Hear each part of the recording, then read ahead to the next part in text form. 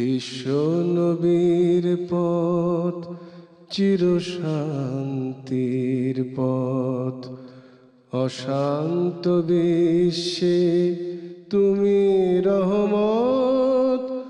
এসো তাই মেধা মননে জেনে নে। আউযু বিল্লাহি মিনাশ শাইতানির রাজিম। বিসমিল্লাহির রহমানির রহিম। আলহামদুলিল্লাহি রাব্বিল আলামিন, ওয়াসসালাতু ওয়াসসালামু আলা সাইয়্যিদিল মুরসালিন নবিয়িনা মুহাম্মদ ইবনে আবদুল্লাহ ওয়া আলা আলিহি ওয়া আসহাবিহি আজমাইন ওয়া মান তাবিআহুম বিইহসানিন ইলা ইয়াউমিদ্দিন, আম্মা বা'দ। ফাকাদ ক্বালা আল্লাহু তাবারাকা ওয়া তাআলা ওয়া ইয়াখিরুনা লিল আযকানি ইয়াবকুনা ওয়া ইয়াজিদুহুম খুশুআ। সম্মানিত দর্শকবৃন্দ, এনটিভির সাপ্তাহিক আয়োজন দরসুল হাদিসে আপনাদেরকে স্বাগত জানাচ্ছি। আজকের আমাদের আলোচ্য বিষয় হলো মহান আল্লাহ তাআলার ভয়ে ক্রন্দন করার ফজিলত। আল্লাহ রাব্বুল আলামিন আমাদেরকে যে দিন দান করেছেন, ইসলামের মূল প্রেরণাই হলো সদা সর্বদা আল্লাহকে স্মরণ রাখা, তার শাস্তির ভয়ে ভীত থাকা এবং তার দেওয়া প্রতিদানের প্রত্যাশায় থাকা। সেই চেতনা বা প্রেরণার ভিত্তিতে দুনিয়াতে তার নির্দেশ মতো জীবনযাপন করা, বেঁচে থেকে সুস্থ থেকে তার ইবাদত করা। তো ইবাদতের মূল প্রেরণাই হলো আল্লাহকে ধ্যান করে খেয়াল করে নিজের জীবনকে পরিচালনা করা। যেখানে আল্লাহ তাআলার মহিমা, বরত্ব, শ্রেষ্ঠত্ব মানুষের মনে থাকবে এবং কখনো ভুল ভ্রান্তি হয়ে গেলে তার কাছেই ফিরে যেতে হবে, ক্ষমা চাইতে হবে। পরকালে নাজাতের জন্য তার দয়া ছাড়া, রহমত ছাড়া কোনো উপায় নেই। তখনই আপনি আল্লাহকে স্মরণ করে কাঁদতে পারবেন। এবং আল্লাহর ভয়ে, আল্লাহ তাআলার অসন্তুষ্টির ভয়ে কান্না করা একটি সুন্নাহ। কান্না করাটি মুসলমানের একটি মৌলিক কাজ, অথচ আমরা এই বিষয়ে যেন উদাসীন। আমরা ইবাদত করি অনেকটা লোক দেখানো, আমরা দুনিয়ার কাজকর্ম করি উদাসীনভাবে, এবং আমরা এমনকি কোরআন তেলাওয়াত জিকিরও করি ভাষা ভাবে। অথচ আল্লাহ রাব্বুল আলামিন সাহাবায়ে কেরামের তার প্রিয় বান্দাদের প্রশংসা করে বলেছেন, ওয়া ইয়াখিরুনা লিল আযকানি ইয়াবকুনা ওয়া ইয়াজিদুহুম খুশুআ, যে তারা ক্রন্দন করতে করতে সিজদায় ভূমিতে লুটিয়ে পড়ত এবং আল্লাহর ভয়ে তারা ভীত ছিলেন। আল্লাহ রাব্বুল আলামিন সূরা আনফালের শুরুর দিকে বলেছেন, ইন্নামাল মুমিনুনা আল্লাযীনা ইযা যুকিরাল্লাহু ওয়াজিলাত কুলুবুহুম ওয়া ইযা তুলিয়াত আলাইহিম আয়াতুহু যাদাতহুম ঈমানা। এই আয়াতের অর্থ হলো যে কেবল প্রকৃত মোমেন তারাই যাদের সামনে আল্লাহ তাআলার স্মরণ হলে, জিকির হলে, আলোচনা হলে বা কোরআন তেলাওয়াত হলে তাদের অন্তর বিগলিত হয়, তারা কান্নায় ভেঙে পড়েন। আর যখন তাদের সামনে কোরআন তেলাওয়াত হয় তখন তাদের ঈমান বৃদ্ধি পায়। তো এই বিষয়গুলোকে নিয়েই আমাদের আলোচনা। আজকে আমরা আপনাদের সামনে রাসূলুল্লাহ সাল্লাল্লাহু আলাইহি ওয়াসাল্লামের একটি হাদিস উপস্থাপন করছি। হাদিসটির বর্ণনাকারী আব্দুল্লাহ ইবনে মাসউদ রাদিয়াল্লাহু আনহু। হাদিসটি সহিহ বুখারী ও মুসলিমে একই সঙ্গে বর্ণিত হয়েছে। বিসমিল্লাহির রহমানির রহিম।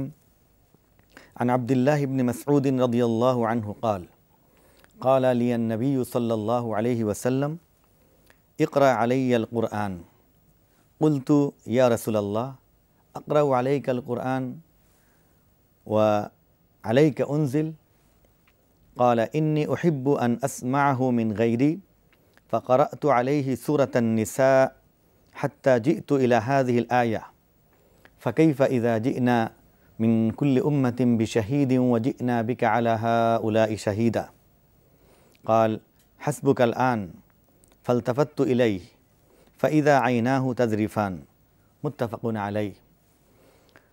হযরত আব্দুল্লাহ ইবনে মাসউদ রাদিয়াল্লাহু তাআলা আনহু থেকে বর্ণিত, তিনি বলেন রাসূলুল্লাহ সাল্লাল্লাহু আলাইহি ওয়াসাল্লাম আমাকে বলেছেন যে তুমি আমাকে কোরআন আল কারিম থেকে কিছু শোনাও।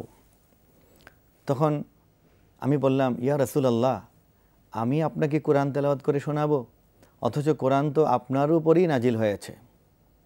তখন রাসূলুল্লাহ সাল্লাল্লাহু আলাইহি ওয়াসাল্লাম বললেন যে আমি অন্যের কাছ থেকে কোরআন তেলাওয়াত শুনতে পছন্দ করি। তখন আব্দুল্লাহ ইবনে মাসউদ রাদিয়াল্লাহু তাআলা আনহু সূরা নিসা তেলাওয়াত করলেন। তিনি বলেন যে আমি যখন এই আয়াতটিতে পৌঁছলাম, ফাকাইফা ইযা জি'না মিন কুল্লি উম্মাতিন বিশাহিদিন ওয়া জি'না বিকা আলা হাউলাই শাহিদা, অর্থাৎ আল্লাহ রাব্বুল আলামিন সমগ্র উম্মাহকে, সমগ্র মানব জাতিকে উদ্দেশ্য করে বলেছেন যে কি উপায় হবে, মানব জাতির কি অবস্থা হবে যখন প্রত্যেক উম্মতের জন্যে তাদের স্ব নবীকে, রাসূলকে সাক্ষ্য হিসেবে স্থির করা হবে, আর তোমাকে বা হে রাসূল আপনাকে আপনার উম্মতের জন্যে তাদের কৃতকর্মের ব্যাপারে সাক্ষ্য নির্ধারণ করে আদালত কায়েম হবে, তখন তাদের কি উপায় হবে। যখন এই আয়াতটি আমি আব্দুল্লাহ ইবনে মাসউদ তেলাওয়াত করলাম, তখন নবীজি আমাকে থামিয়ে দিলেন এবং বললেন যে যথেষ্ট হয়েছে, এখন তুমি ক্ষান্ত হও। এরপর আব্দুল্লাহ ইবনে মাসউদ বললেন যে আমি রাসূলুল্লাহ সাল্লাল্লাহু আলাইহি ওয়াসাল্লামের দিকে তাকিয়ে দেখলাম যে তিনি কাঁদছেন, তার দু চোখ বেয়ে অশ্রু গড়িয়ে পড়ছে। হাদিস দুটি বুখারী বা মুসলিমে বর্ণিত হয়েছে। এখানে আমরা আব্দুল্লাহ ইবনে মাসউদকে বর্ণনাকারী হিসেবে পেয়েছি।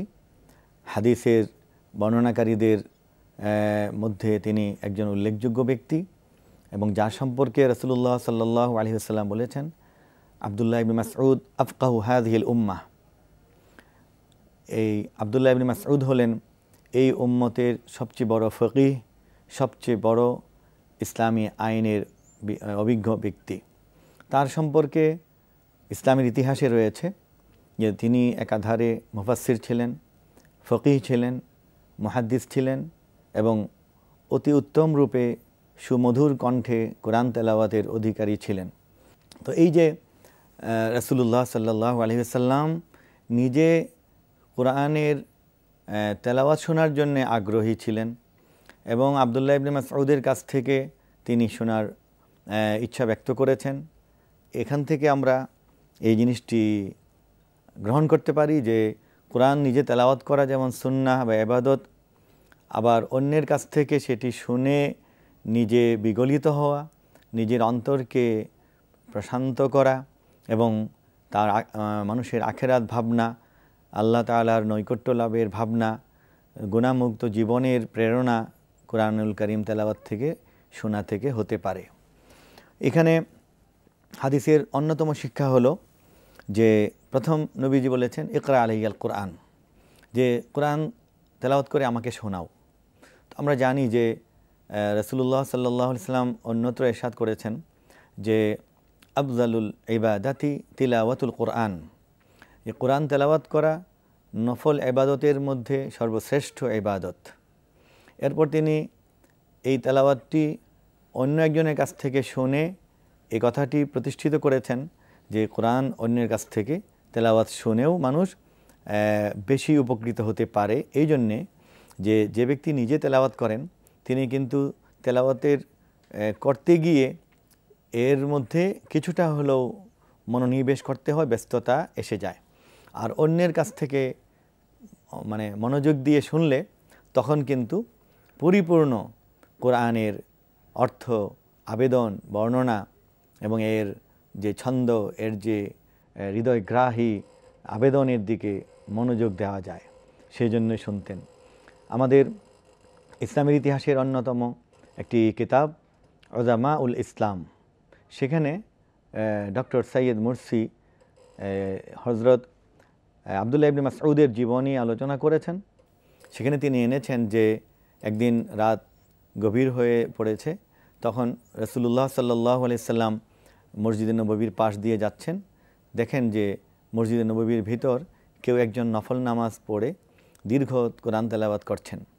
রাসূলুল্লাহ সাল্লাল্লাহু আলাইহি ওয়াসাল্লামের সঙ্গে সাইয়্যিদুনা আবু বকর রাদিয়াল্লাহু তাআলা আনহু এবং সৈয়দুনা ওমর রাদিয়াল্লাহু তাআলা আনহু ছিলেন, তিনি সেখানে দাঁড়িয়ে গেলেন এবং দীর্ঘক্ষণ আব্দুল্লাহ ইবনে মাসউদের নামাজের তেলাওয়াত তিনি মন দিয়ে শুনছিলেন।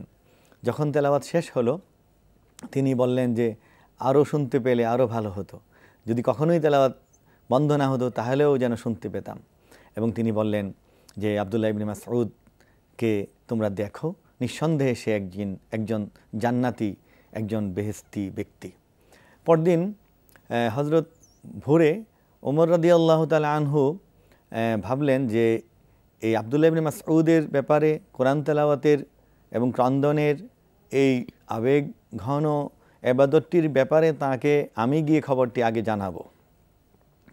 তিনি ফজরের নামাজ শেষ করেই আব্দুল্লাহ ইবনে মাসউদের ঘরে গেলেন, গিয়ে দেখলেন যে এর আগেই হজরত সৈয়দুনা আবু বকর রাদিয়াল্লাহু তাআলা আনহু গিয়ে তার কাছে তার এই জান্নাতি হওয়া সুসংবাদটি দিয়ে এসেছেন।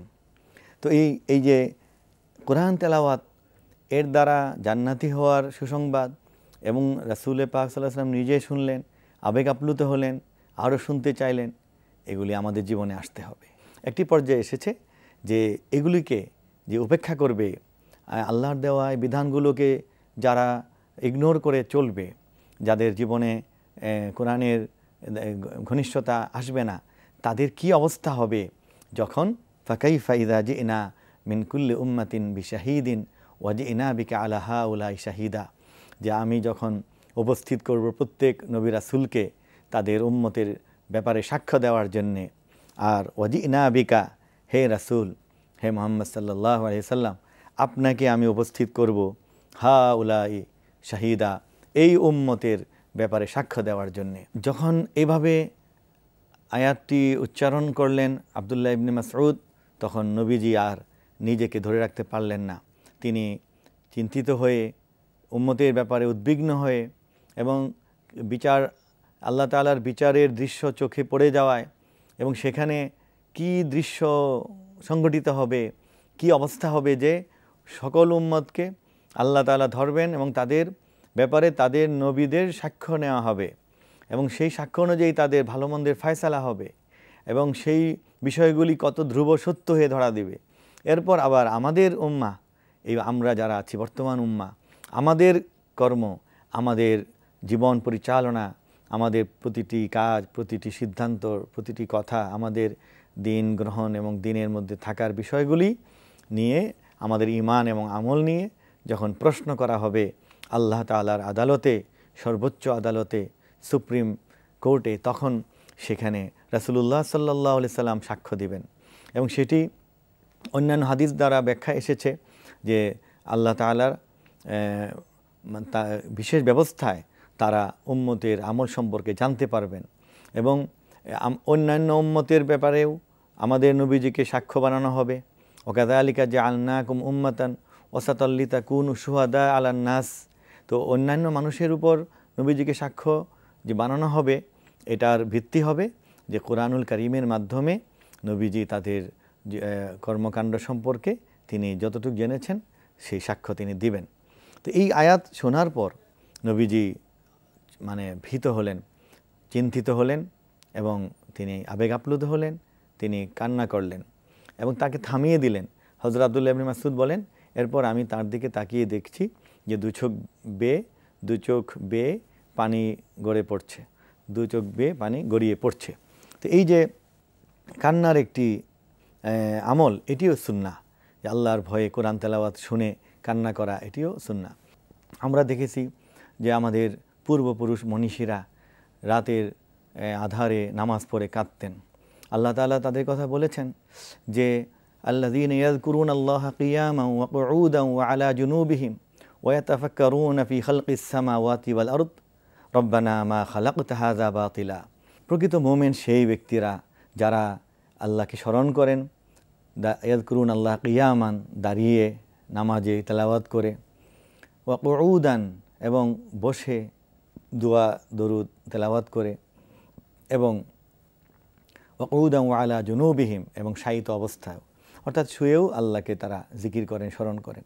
তো এই যে আল্লাহকে সদা সর্বদা স্মরণ করা এবং তার ভয়ে কান্না করা, এটি একটি ইবাদত। এই সাহাবায়ে কেরাম সম্পর্কে বলা হয়েছে যে তারা রাতের কিছু অংশ ঘুমাতেন, বাকি অংশ তারা কাঁদতেন। নবী পাক সাল্লাল্লাহু আলাইহি সাল্লামের উপর তাহাজ্জুদের নামাজ যেন ওয়াজিব ছিল।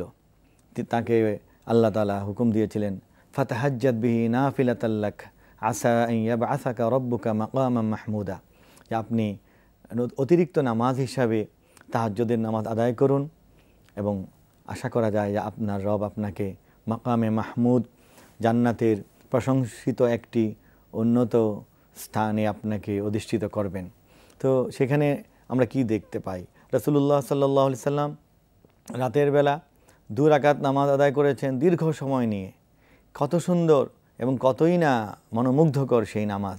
সেখানে তিনি সূরা বাকারা, সূরা আলী ইমরান তেলাওয়াত করেছেন এবং কান্না করেছেন, সিজদায় লুটিয়ে পড়ে কান্না করেছেন। তার চোখের পানিতে তার স্ত্রীদের বিছানা ভিজে গিয়েছে। আমরা দেখি কি বদরের যুদ্ধ 17ই রমজান 2য় হিজরিতে যুদ্ধের প্রস্তুতি নিয়ে বদর প্রান্তরে সাহাবীদেরকে তিনি সমবেত করে তিনি নিজে তাঁবুতে বসে নামাজ এবং কান্নায় বুক ভাসিয়ে দিলেন। তিনি সিজদায় পড়ে এত কাঁদছিলেন যে তার কান্নার চোখের পানিতে ওই মাটি ভিজে গিয়েছিল এবং রাসূল পাক সাল্লাল্লাহু আলাইহি ওয়াসাল্লামের কান্নার পানিতে সে জমিন ভিজে গিয়েছিল। তার পরবর্তী আসহাবে কেরাম, তাবেঈনগণ, উলামায়ে কেরাম, আউলিয়ায়ে কেরাম এবং বর্তমান সময়েরও আল্লাহর প্রিয় বান্দারা কিন্তু কত জায়গায় কতভাবে কাঁদছে। আল্লাহর ভয়ে বা আল্লাহর কাছে প্রাপ্তির আশায় এই চোখের পানিতেই অনেক কিছু ঘটে যায়। দুনিয়াতে আমরা জাহিরিভাবে বাহ্যিকভাবে অনেক কিছুকে আমরা উৎস মনে করি, শক্তির, সাহায্যের, মুক্তির, কিন্তু আসলে প্রকৃত শক্তিটি ওখানেই চোখের পানিতে এবং আল্লাহর কাছে কান্না করতে।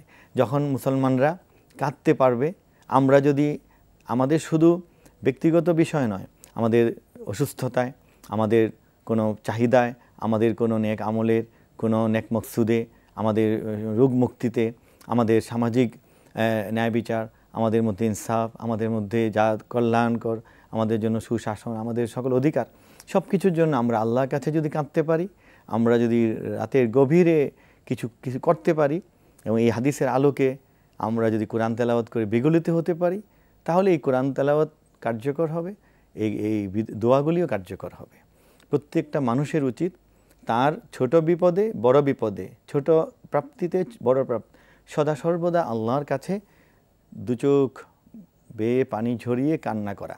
আমরা মোনাজাত করি যেন এটা একটা মানে লোক দেখানো, হাত তোলা যে সবাই তুলছে আমিও তুলছি, তারপর কি বলছি, মুখে কি বলছি, হৃদয়ে কি, কোনো মিল নেই। এটা কখনোই দোয়া নয়। আর দোয়া মুখুল ইবাদা বলা হয়েছে, দোয়া হলো ইবাদতের মগজ। তাহলে আপনার সেই দোয়ায় যদি আপনি গভীরে না যান, আপনি যদি হৃদয় থেকে না বলেন, তাহলে আপনার রোগ মুক্তি, আপনার বিপদ মুক্তি, আপনার প্রাপ্তি সম্ভব নয়।